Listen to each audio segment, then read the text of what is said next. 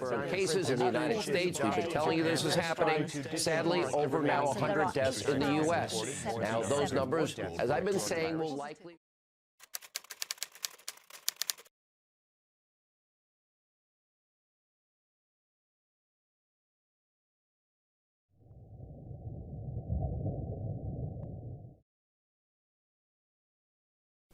ایک عشرے سے ہم لوگ حیرت انگیز بیماریوں سے نبرد آزما ہیں اور ان کے حل کے لیے کوشاں ہیں۔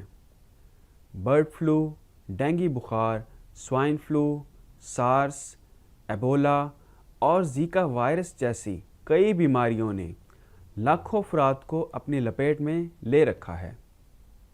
دسمبر 2019 سے چین کے شہر ووہان سے شروع ہونے والی بیماری کووڈ-19 اتنی تیزی سے پھیلتی جا رہی ہے کہ ورلڈ ہیلتھ آرگنائزیشن اسے عوام الناس کے لیے عالمی سطح کی ہنگامی صورتحال قرار دے چکی ہے۔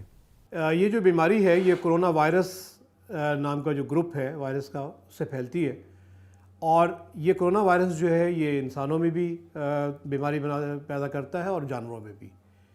انسانوں میں بہت سے کرونا وائرس جو ہیں وہ نظام تنفس یا ریسپریٹری سسٹم کی بیماری پھیلاتے ہیں، جن میں عام زکام سے لے کر شدید نوعیت کی بیماری ہو سکتی ہے۔ مثلا کچھ عرصہ پہلے آپ نے ایک بیماری کا نام سنا تھا، مرس یا سارس کے نام سے ایک بیماری تھی، تو وہ بھی اسی گروپ کے وائرس کی وجہ سے ہوئی تھی۔ عمومی طور پہ جو علامات ظاہر ہوتی ہیں اس میں گلے کی میں خراش، گلا کا خراب ہونا، کھانسی اور تیز بخار کا ہونا۔ نزلہ یا زکام عمومی طور پہ اس کی علامت نہیں ہے، لیکن چند ایک مریضوں میں زکام یا نزلہ کا ہونا یا پیٹ میں تکلیف جس میں قے کا آنا یا متلی کا ہونا یا پیٹ میں درد یا لوز موشن بھی اس میں شامل ہیں۔ ان بیماریوں کی پھیلنے کی بڑی وجہ صفائی اور کھانے پینے کی اشیاء میں توازن اور احتیاط نہ کرنا ہے، جس سے ہمارے نظام تنفس، قوت مدافعت اور دیگر قوا اپنے فرائض ٹھیک طریقے سے سر انجام نہیں دے پاتے اور انسان ہسپتال جا پہنچتا ہے۔ کرونا وائرس اب تک 190 سے زائد ممالک کے لگ بھگ لاکھوں افراد متاثر کر چکا ہے۔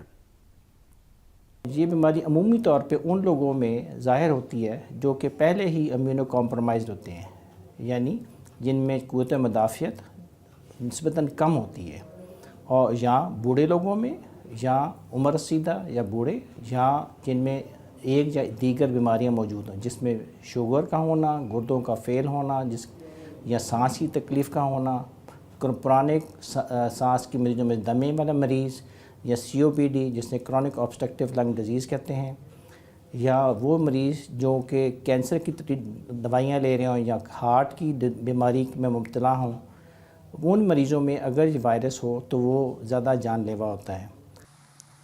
جب بیماریاں آتی ہیں، وبائیں آتی ہیں، تو ہر ایک کو اپنی لپیٹ میں لے سکتی ہیں، اس لیے ہر ایک کو بہت احتیاط کی ضرورت ہے۔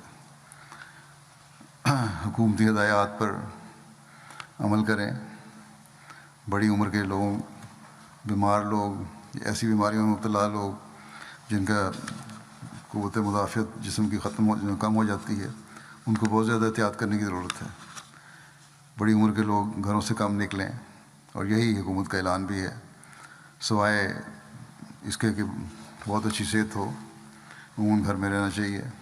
الوسع گھروں میں رہا جائے، خواتین اور بچے بھی گھر میں رہیں، غیر ضروری سفر سے اجتناب کیا جائے، بچے کھیل کود کے لیے بھی اکٹھے نہ ہوں، اور بازاروں میں جانے سے پرہیز ہونا چاہیے۔ مذہبی اور سماجی جو تقاریب ہیں ان سے پرہیز ہونا چاہیے۔ مثلا اگر خدا نخواستہ جنازہ کی صورت ہے تو اس صورت میں بھی شرکت کو محدود رکھنا چاہیے۔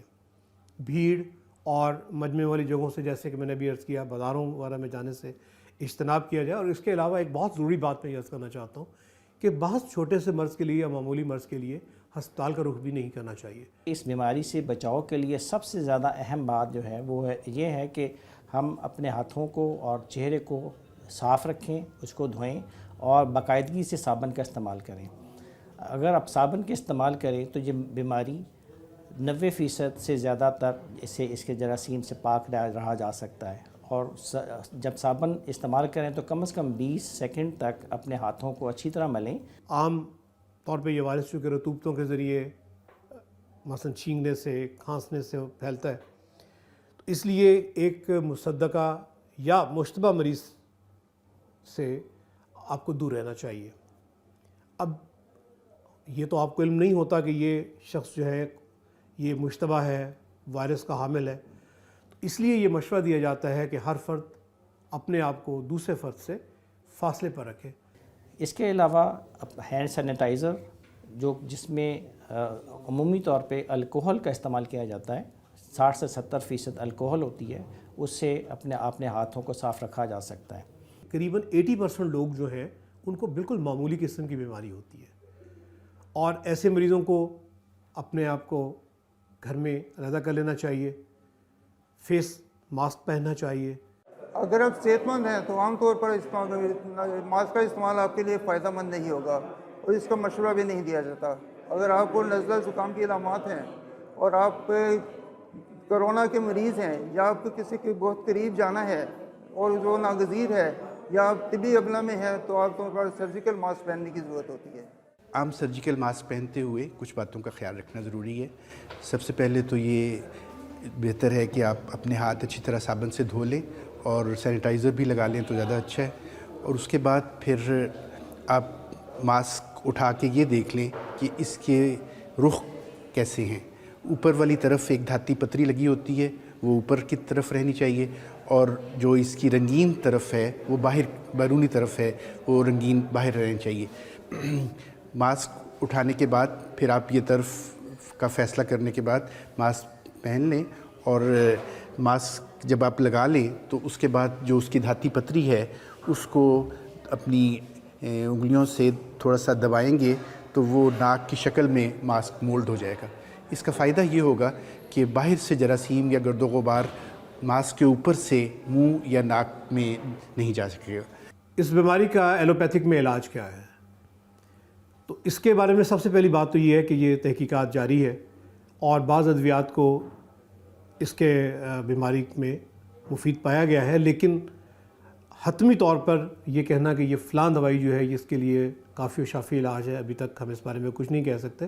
لیکن جس طرح کہ یہ بیماری پھیلی ہوئی ہے اور بہت سے جگہوں پر یہ تحقیقات ہو رہی ہیں، تو امید کی جاتی ہے کہ انشاءاللہ جلد کوئی نہ کوئی دوائی کے بارے میں، اس کے اثر پذیر ہونے کے بارے میں ہمیں علم ہو جائے گا۔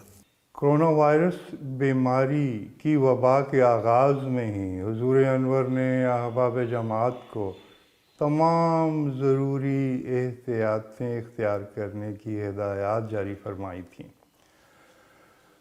اور اس کے ساتھ ساتھ حضور انور نے ازراہ شفقت ہومیوپیتھک دواؤں کے نسخہ جات بھی عنایت فرمائے تھے۔ حفظ ما تقدم کے طور پہ، یعنی احتیاطاً تمام احباب کو ہومیوپیتھک دوائیں لینے کی ہدایت فرمائی۔ اس کے ساتھ ساتھ خدا نخواستہ جن کو یہ بیماری ہو جائے، بیماری ہونے کی صورت میں حضور انور نے ہومیوپیتھک دوائیں لینے کی ہدایت فرمائی تھی۔ یہ نسخہ آپ اسکرین پہ دیکھ رہے ہیں۔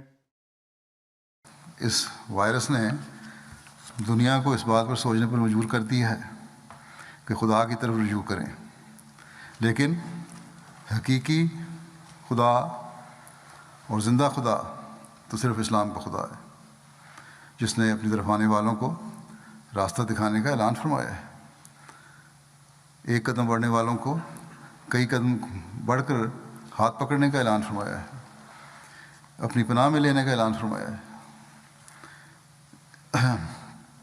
بس ان حالات میں ہمیں جہاں اپنے آپ کو سنوارنے کی ضرورت ہے، اپنی تبلیغ کو مؤثر رنگ میں کرنے کی ضرورت ہے، دنیا کو اسلام